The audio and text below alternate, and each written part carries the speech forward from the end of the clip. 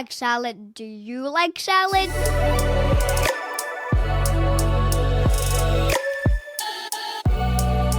Welcome to Canadian Salad, a fun, factual, and friendly podcast about culture and integration in Canada. I'm one of your hosts. I'm Hostion Ho from China, currently living in unceded territory of Musqueam, Squamish, and Tsleil-Waututh nations. And I'm Andrea McCauley, an immigrant from the United States, broadcasting you from the unceded traditional territory of the Lekwungen people, the Songhees and Esquimalt First Nations. And you're listening to Canadian Salad. Welcome back, everyone, and welcome back to Hostion. Oh my God, thank you. My love, I missed you so much. People had to listen to my voice. I know. I mean, it's the lucky day they don't have to listen to my voice for once. Yes. They need a little escape, little break from me, and now everyone miss me even more. They do. They do. I got quite a few emails saying like, "Where's Hostion? I'm so tired of listening to the white lady." Stop. No, but it was good. We did some fun interviews and some fun topics, yes, but yeah. Which I still have to listen to it. I was away, so I didn't have time. I was having too much fun, so I didn't listen to it. Where but were now that you? I'm back. I was in Taiwan and Japan. I was 2 weeks each country and to kind of explore the cities. Okay, one word to describe your trip. Go. Ooh, chaotic. Oh, that's which is a good way. In a good way. In a good way. Okay, good chaos. Well, I'm glad you're back, and I'm glad you've prepped for this episode, and I'm really excited to hear what you've discovered. What are we going to talk about, Hoshin? Oh, today's not gonna talk about my travel. As much as I want to make it all about me, but today it's not really about me too, but also about you. Ooh, about me as well. Yeah, today we're gonna explore how white people's aggression is often framed as acceptable or even understandable, while aggression by people of color gets vilified. This word is new to me. Yeah, it is. Vilified. It's vilified, yeah. Where people are made into a villain. Yeah. Exactly. And we explore media portrays, cultural narratives, real-world consequences, and it's important for us to explore this kind of topic, especially nowadays with so many protests going on for Palestinian, for Congo, even like protests in general for equality, for women's rights, for LGBTQ rights, because I really was just in Taiwan for Pride as well, which is a protest, right? Wow. So I think this topic is always important in some sense. It is. And I don't think I know there's a lot of unconscious bias when it comes to people seeing people who have causes that they're protesting for, and they normalize. There's been white supremacy, protests. And I think it was while ago, they had the anti-immigrant protest here in Canada. And people were just like, oh, cool. The trucker convoy. Oh, okay. And then when it comes to other types of causes that are specifically for people of color, more marginalized groups, it's a very different perception that people have. They come against it. And I'm really excited to explore this because the hypocrisy is really glaring and it's really loud to me and to you, obviously, but not to a lot of people. Yeah. I agree. And before we get into it, have you witnessed such double standard in real life or experienced it?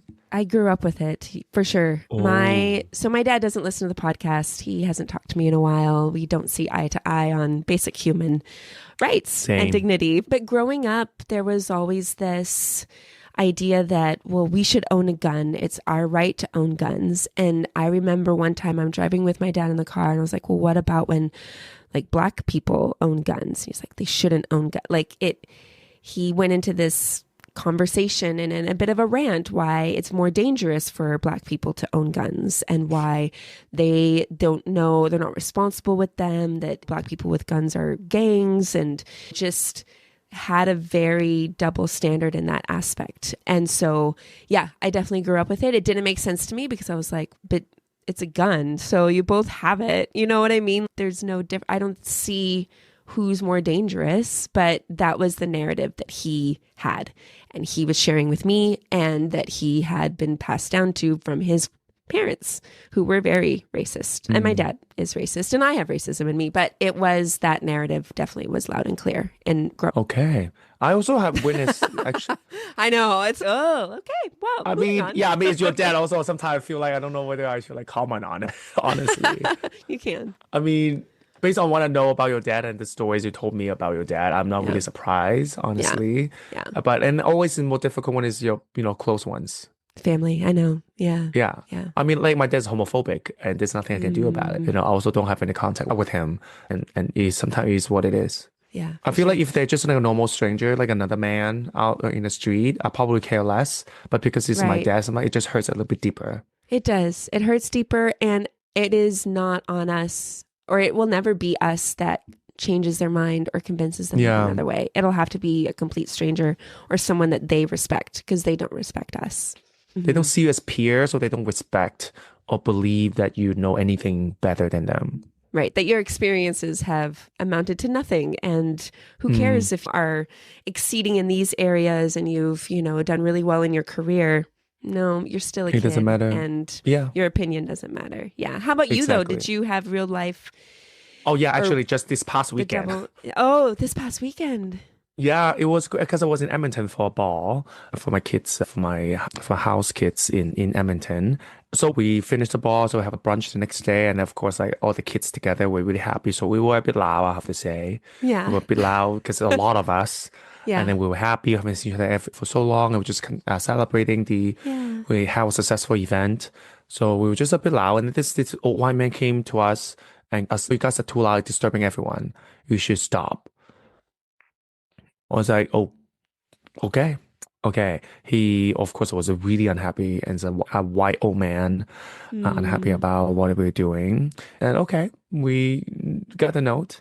And then when we finished my meal, about to leave. But before we left, there's another group of young kids, like probably, I don't know, young 20s, white ladies came in. They were also really loud. They are having their fun time, whatever. But we noticed that no one has asked them to stop. Yeah.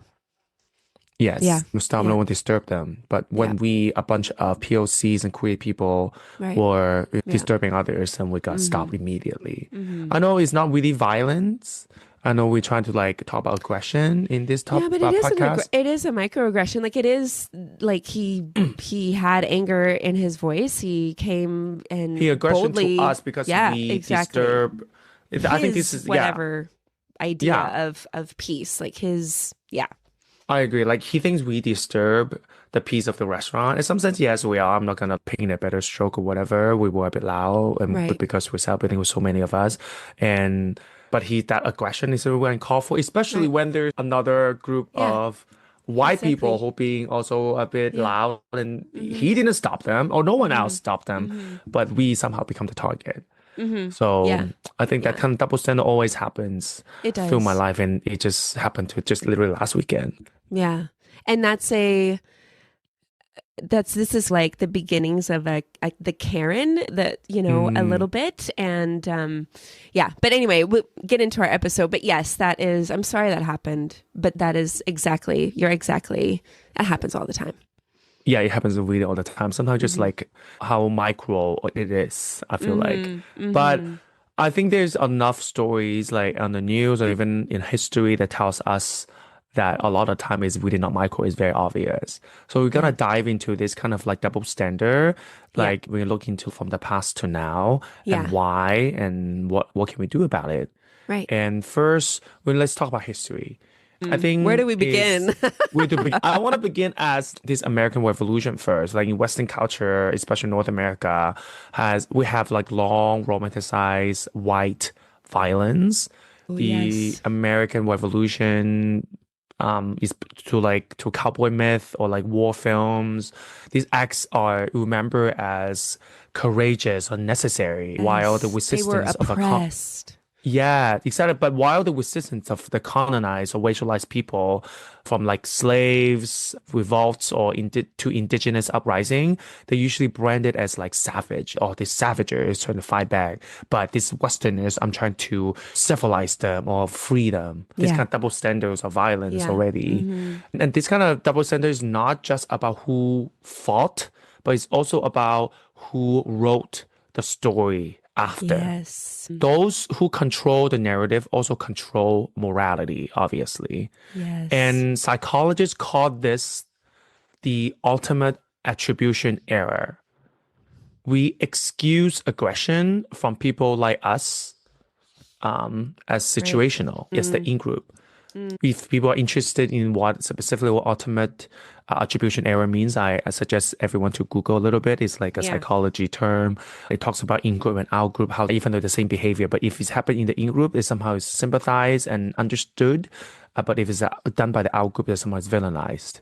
Right. Yeah. So because of this ultimate attribution error, we excuse aggression from people like us as in the in-group as situational, but label aggression from others as reflection of their character. True. Yeah. It's Yes. like this is justified, but then when someone else does it who's not in your in group, it's character flaw. It's that they're Exactly. evil, they're bad, they're wrong, they're whatever kind of name Exactly. we give them. Yeah, because white people controls the narrative and sometimes writes the history, right? Yeah. So white people as an in-group, aggression happens in this in-group usually since, we do that because we were forced to do so. And it's not who we are. It's just situational. Correct. But if the out group, which is, for example, indigenous or slaves, do it, they are just aggressive people. They're just violent people. That's why they love to do this. For them, it's not situational. Yeah, exactly. And then that kind of bias becomes like a narrative throughout history Exactly. because white people get to write history and control the narrative. Right. And hence they control the morality of it. I love that line. I actually wrote it down because I'm teaching an unconscious bias workshop and that line is going in. And I will Which quote you. line? Those who control the narrative often always control morality. Yes, please quote me. Yes, I will. Absolutely. Good line. But it's true. That's actually the Second Amendment in the United States was because people, like enslaved people, far outnumbered white colonizers. And so this was the white man's way to legalize, quote unquote, using a gun because there were revolts. There were people resisting. There were people taking matters into their own hands and uprising, rebelling, revolutionizing their freedom because they were oppressed. And in order to suppress that and control that, we made it a law that you could own a gun in order to control your property, the people that you had enslaved. So it's a law. It's legal. So it's fine. It's justified. It's just because it's the in-group. Yeah, exactly. That's why it's justified. Yes. But that's like the historical context of it. And in modern day, like especially nowadays in our screens, things that we consume in our screens every day, white violence is often complex and sometimes even cinematic. For example, like Fight Club or like the Joker, like even the Joker is so violent, kills so many people. Sure. But then the Joker there's a backstory of Joker. You sympathize with the Joker. Oh, he was hurt. He was being humiliated and bullied by society. Yeah, abused. exactly. So his violence is understood. So we actually sympathize with his violence. So his white violence is not something to look down upon. Yeah. So that's another great example. Yeah. But when people of color fight, the tone shifts. It's dangerous. It's chaos. Studies of media patterns shows that white aggressors are portrayed often as individuals. So when white aggressor does anything aggressive, it's like individual cases based on and their backstories. Not the entire collective. Not the group entire of white exactly. People. Yeah. They are named. They have the character to them. There is a lot of reasoning. But then when black or brown people like have aggressive behavior, they represent the community, or that's just the culture. And that's how a lot of media kind of different narratives towards aggression. Yes. based on different group of people. Yeah. I heard a Black gentleman being interviewed and he was saying, you don't understand. If I mess up, if I make one mistake, like I bear the weight of the entire population of Black men. Like that is what I carry because that's what has been given to me by society. But if someone else, maybe a white man does something, he's individually held accountable and he doesn't actually taint or actually impact the reputation of every other white man. Yes. The States has so many case studies of this. Like you would see any white shooter, it's like, oh, he was troubled. He was heavily influenced by this and that.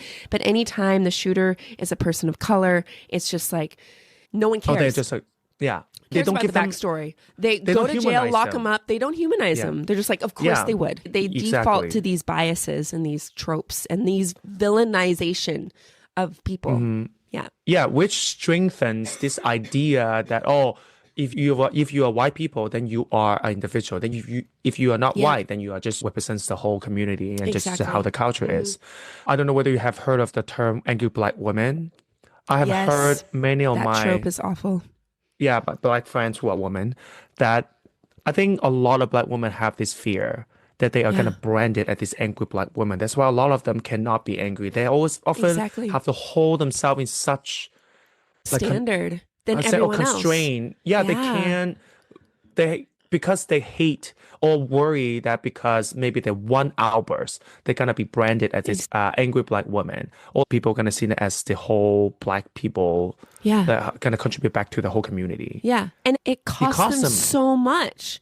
A lot of mental gymnastics. So much retribution if you at all show any display of anything other than Pollyanna, happy white girl. Exactly. Yeah. Which is, again, that's double standard. It's not fair and it's not right. That's not equality, obviously. To continue the conversation, there's a study in 1998, a study of a lot of music videos. And this study found that Black men were often shown as aggressor far more often than white men, which also reinforcing the stereotypes of innate danger when you see a Black man. And there's also a paper in 2020 analyzed hundreds of film scripts, finding white aggressors were more often framed sympathetically, which again is another point that we just discussed. Right. To summarize, in media, when white people fight, we see humanity. But when others fight, we see villains. That's what the media are trying to portray and tell us. Yeah. Exactly. Yeah. That historical narrative that is embedded in every part of our culture and society.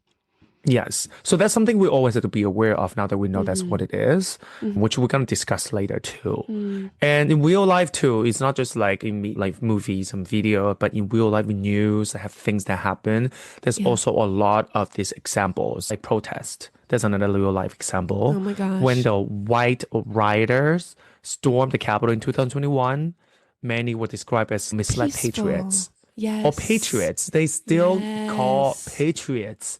Yes. This is crazy. But when Black Lives Matter protesters march against police violence, their anger is met with tear gas or curfews. Yeah. They are not called patriots. They're not called protectors. They're not. They're called many other names. Oh, they're not great. Even when, I think it was around the Black Lives Matter movement, I forget his first name, but Kaepernick, I don't know if he's a Black football player in the States. I forget which team, obviously, because I'm not a football fan. However, to show solidarity in the Black Lives movement, during the national anthem, he would take a knee. And this became a huge movement within NFL. But the response from people, the fact that this individual, a Black man, was taking a knee as opposed to standing with this heart of it. He was villainized, he was dehumanized, he was called unpatriotic, when in fact, taking a knee is still a respectful gesture within when you are doing the national anthem. He didn't hit anyone. He wasn't ranting and waving a gun in the air. He didn't merit any of this dehumanization. all he did was take a knee, and just the response was there was so much vitriol, so much. But it's the same with even in Canada, like the trucker convoys, or even more recently, there was I forget the name of the group, but there was a bunch of white men in white masks protesting CBC with a big sign that said CBC hates white people. And there was no RCMP around. They were able to walk through no problem. But when it comes to Palestinian protests, or not even, it's literally, we're just having a gathering and we're talking about the injustice of Palestinian people. Like, we're not saying burn down a media station. But so many of those protests in Canada have been met with violence from the RCMP, from universities, from students. It's the dichotomy and the hypocrisy and the lack of consistency. Yeah, exactly. Anyway. And also, it's not just that. There's also like a psychologist has framed it as well. Like there's a psychologist called P. Spickner. Okay. I It's butchered okay. his name. We'll put the link in our show notes so y'all can read it for yourselves. This man knows 5 languages, so you're welcome. My gosh. It's okay. Yeah, but it's like a social kind of psychology that when audience perceive white violence, we rarely racialize it. It's like a psychology, even us, like we too. True. We rarely racialize white community violence, but when violence involving Black people, it's very common for us psychologically frame it as a group behavior. Yeah. As a race thing rather than an individual thing. And that we were talk more about actually after, because there's a lot also like police reports, a lot of like evidence to prove that as well. And how we can combat that as well, obviously.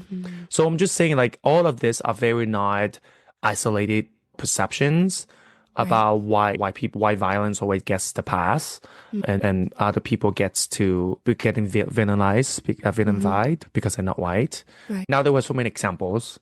I think it's also important for us to know like how this come to be, how this kind of psychology come to be. Even this for P. Signer, why we see white people as violent as individual but not others. And first, I want to get into another psychologist. His name is Robin DiAngelo. He writes that white people are often socially protected by an assumption of innocence. Yes. It's called whiteness as innocence. It's a psychologist. She calls it white fragility. Yes. When white people shows rage, it's treated as a temporary loss of control, not a sign of danger. Black and brown people anger, meanwhile, is racialized. It's interpreted as inherent violence or disorder. That's why a white shooter is troubled, while a Black or brown suspect is radical. Yeah. That is the difference. I want to also add on that is like this kind of dynamic is reinforced by decades of media framing, according to a research by Media Smart Canada. Journalists often individualize white perpetrator, but racialize non-white ones. Yeah. And they frame it that their community as a complicit to it. Exactly. So that's one of the major reasons. Whiteness as innocence, that kind of preconception. Oh, it is. I could go into the religious component of whiteness being innocence, like white women should be virgins before they got married back in the day, but it's okay to rape and to do other things to women of color because they're not innocent. And that I grew up with a purity culture in my religious background. But even outside of religious circles, there is this idea that if a white woman cries, or if a white woman goes missing, all of the authorities, everyone is out there searching for her. But when it's indigenous women who go missing, I know. So I don't know. There's not much we can do, right? The dichotomy and the disparity of the response is so far. Also, apart. because part of it is because white people usually control the narrative too, right? Right. Yeah. So like they write the story, they decide what is important, what is not important. Right. They control historically, even nowadays too, like they operate the majority of the institutions that produce stories, journalism, film, education, politics. They get to control how aggression is contextualized. Yeah. When white men rage, they often get to tell their own stories. What is the reason of their rage? Right. But when people of color rage, they rarely get the agency to tell the story. That's why often their anger gets to seen as like a group thing because they don't get the chance to individualize or even contextualize their story behind their rage. So that's another thing. And the last thing I also want to discuss is the institutional bias that is built into rage, or like the consequence of rage. Like the justice systems that it's amplifying these biases. Research on sentencing disparities shows that Black defendants accused of violent crimes receive a longer sentence than white defendants for similar offenses, which I don't think a lot of us are surprised, honestly. I think we all know that as well. But that is another example of how institutions have like reinforced this bias. Yes. Even the consequences of it. Yes. To give you this idea of Black men when they commit a violent crime is way more serious because they deserve it, you know. Right, right. And they're not human. They've never been human. Like even in the Canadian context, when we talked about the Indian Act, Indigenous people were not even considered a full human. True. So if you start there and you think that we've gotten better, you think that just disappeared and that just went nowhere, think again. Like think again, indeed. Yeah. I think that's another, I agree. I think it's again, because who writes these policies and who controls the justice system? White people.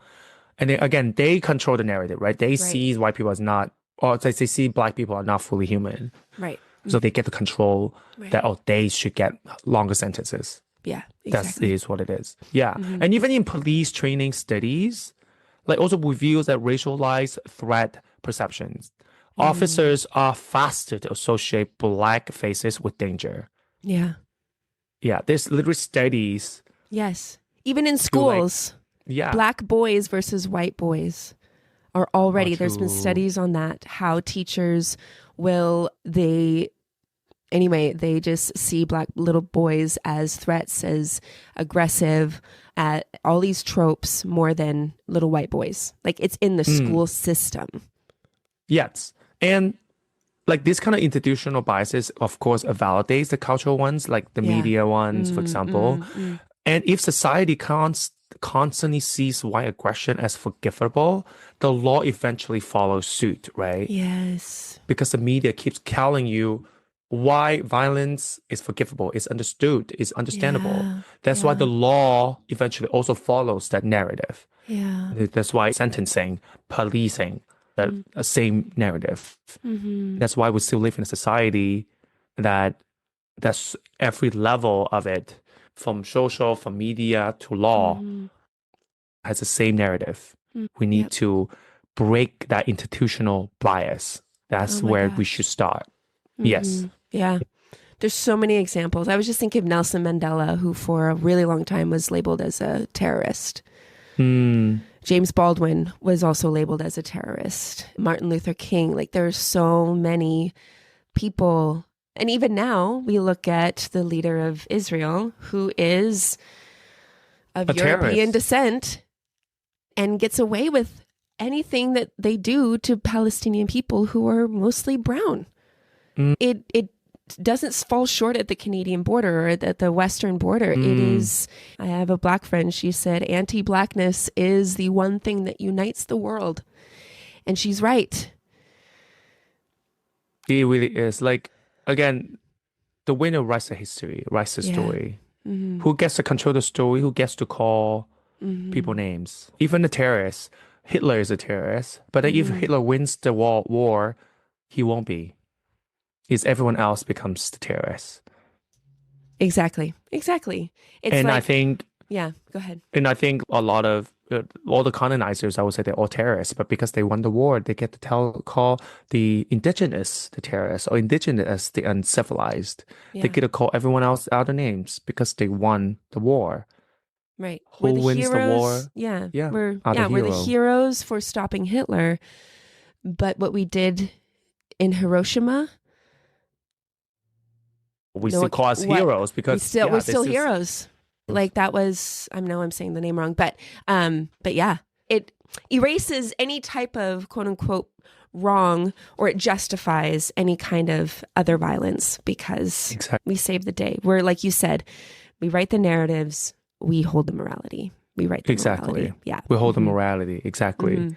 So the last part of this podcast, I would, as we often do, now that we know so many of this from historical heavy, context, psychology. Yeah. Yeah. Like we learn a lot of terms, blah, blah. And now most important part is now that we know of this, what can we do about it? What is the reflection? What is the call to action? Of course, it's not something that it can change in a flip of a finger. It's gonna take forever for cultures to change, for narrative to be rewritten. But all of us have to do our part in every day. Now, especially, for example, we need to notice media narratives. Now that we know a lot of media, how their stories is changing our narrative, we need to be very careful when we see violence on screen. Right. We have to think about who is the actor, what is his race, class, gender, affecting the aggression that is portrayed or justified. Who tells the story? Is it for white people or is it for other people? How is this violence portrayed and what is the morality of this violence? Exactly. We need to notify this and think about it. And we need to question our assumptions. When we see white people fight, when we see black people fight, do we see the motive? Do we see individuality behind these fights? Do we see the whole story? And then we also need to advocate. Yeah. We need to support policies and community work that recognizes that aggression is not a monolith. Yeah. That many community resist and struggle and fight for justice. And their violence and anger must be understood in context, not dismissed. Or punished. Or punished, yes. So then when we like even see a quote unquote angry black woman in a community or in just out there, I think now more than ever, we need to have more sympathy. Yeah. To also understand that this behavior of one black woman, it does not count as the whole black community. And we also need to have this understanding that, oh, she's angry. Where is her anger coming from? We need to sympathize of that anger. Give the empathize that anger as much as there's empathy that we give to white people. Yeah, exactly. So and that's validate people's perspective rather than dismiss them. That we're validating when communities come forward and say that Indigenous women and children have a much higher rate of disappearing, and what is our country and laws doing about it? Like, we're not validating it. We're ignoring it. We're not validating the struggle, or even just old growth forestry protests, like people who are literally just standing there and they're met with dogs and they're met with guns and brute force. And why is it that is our response? Even if tie it back to like this gentleman that told you to be quiet. While that was a conversation, there was still this inherited idea that these white people over here are innocent, you are not, and I'm going to do what I can to punish, or at least to try to control that which I think is not part of my in-group and that which is not acceptable. That is the undercurrent, and that's where violence comes from. That's where the violence comes from. If it's already there, he may not have been violent, but that doesn't mean that that thread of perspective and that posture isn't already living within his mind and his biases in the way that he lives and interacts with people. So advocating, calling it out, wait a minute, excuse me, sir. And this is like a call for white people too, because we have that power and privilege. We can call that out. So we need to. We have nothing to lose. Nothing. Honestly, nothing. That's me. I agree. No, I agree. Yeah. I think, like, I personally also have to say when I was like prepping this podcast, I think of a woman, an Indigenous woman that I often think of, because I'm not really close with her, but in the interactions I had with her, she is a very angry woman. She, a lot of interaction I had with her, she had this kind of aggressive personality, just say that. And I often see it, oh, it prevents me to understand her because she has so much anger in her. And then now that, especially after popping this podcast, I suddenly think of her and I was like, you know what? Maybe I should give her, like, I should have understood her a bit more, give her more sympathy rather than feel like reluctant to get to know her because she is an Indigenous trans woman. She had a lot to be angry about. Yeah. Rather than me here sitting, oh, I don't want to be close to her because I don't want to, she's too aggressive for me. Yeah. I should give her more sympathy, empathy, and understanding that she really has a lot to be angry about this world, about how she move in this society as a Indigenous trans woman. Yeah. And I feel like after knowing all of this, prepping this podcast, it definitely gave me a new perspective of how I see her. Thanks for sharing that, Hostion, and for being vulnerable and the journey that I think many of us are on. And I think it's hard for us to admit that. It's hard for us to like reconcile, oh, actually, I had this unconscious bias in this perspective. We all do. We right? all do. We all do. It's very like, natural. Yeah. Yeah. Like I said, like in a research, one of the research I cite, the psychologist P. Spickner said it so, like, you know, all of us, generally all of us, rarely racialize white violence. Yeah. But when it's involved other people, we usually racialize them and see them as a behavior of a group rather than an individual. And I am definitely part of that. Yeah. And I also want to be a better person. And I also feel like now that I know this, I need to be more cautious of my behavior. Yeah. And my conscious bias when I think about things. Yeah. And that's huge. That's it. And it's a model for us. It's a reminder that like we're all capable of doing better and changing. And I think in researching this unconscious bias, like the limbic system, your brain, it has elasticity in it to actually change, to actually, you know, look at things differently and say, oh, I've been actually looking at it this way. I need to look at it another way. Because the brain is always making shortcuts in order to survive. It may not have the full story, so it fills in the gap. And it's based on how, anyway, I won't get into it. But all this to say, we have the capacity. And we all do. I appreciate your genuine, you know, sharing that. And it's humbling for me. Like I look up to you in that way. And I hope that resonates with listeners as well, to know that this is all of our responsibility. No matter what shade of melanin we have, like this is something that we all are capable of doing and doing better. So thank you, Hostion, for doing all of this and presenting all this really good information. I learned a lot. It affirmed a lot of the things that you hear in pockets, but then when you have it like full, you start, like you just can't unsee it once you start seeing it. I know. And that's good. That's good. Yeah. Yeah. And it can give you context why it's happened this way. And I often, especially through this, I definitely, one thing I take away, except the thing I just mentioned, the other thing I definitely takes with me is that how people who control the narrative gets to be the good guy. I think that we affirm that kind of idea for me. Yeah, exactly. Yeah. And even the violence gets a pass. Because they control the narrative. It's exactly. Yeah. But now, should we get into drum roll? Pop quiz? Yes. If you've never been to our podcast, joining us today. Yeah, thank you for joining us today. And we often end our podcast with a pop quiz, which neither of us know the question or the answer, and then see whether we know about things. See how much we know about Canada or about this topic. Yeah. About this topic, exactly. So, Andrea, do you want to go first? Sure, I would love to go first. So my question is, what demographic in the world owns the most guns? That's the question. I know it's funny because I think you know the answer. America, but the United States. Demographic of people. Demographic, white people, like gender, like racial? race, like white man. Is that your final answer? Yes.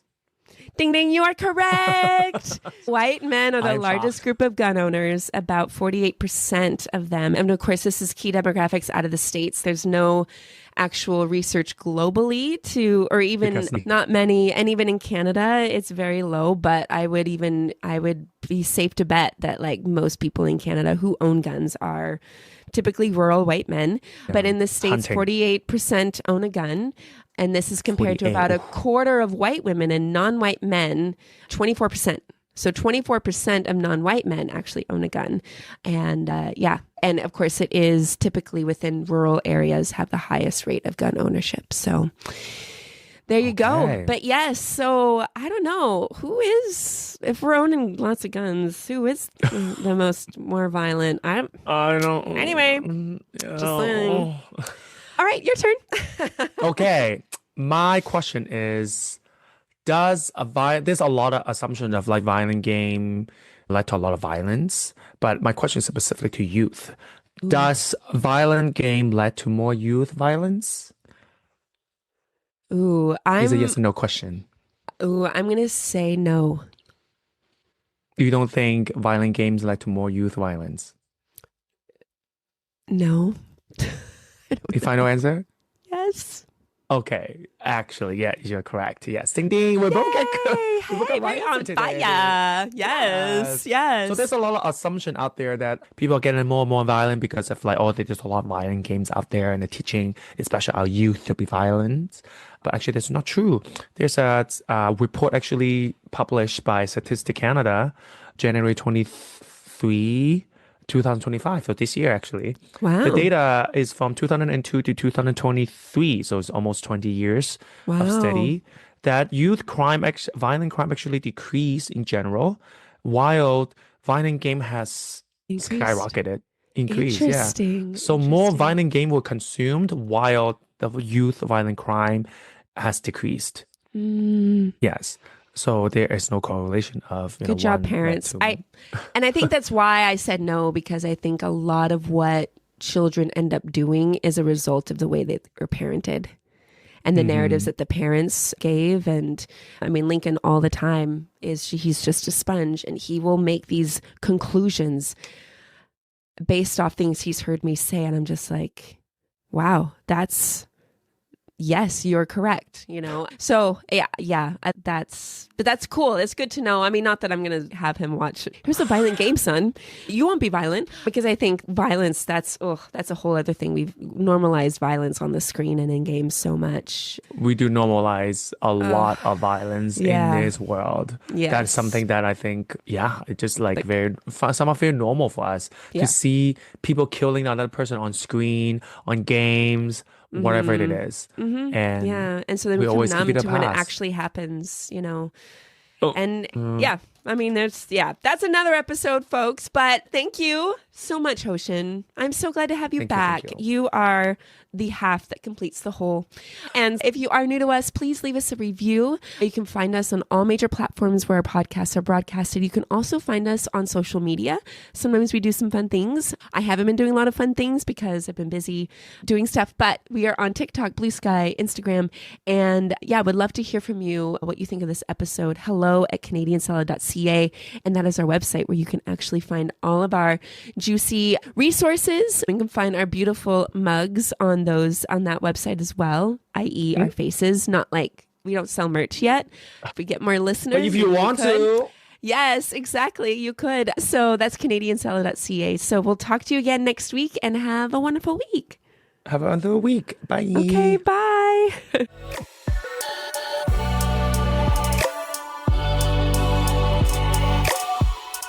Canadian Salad is written and produced in British Columbia, Canada by Hostion Ho and Andrea McCoy.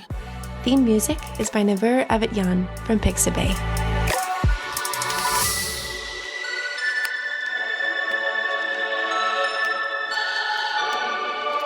This has been a good Janklin production.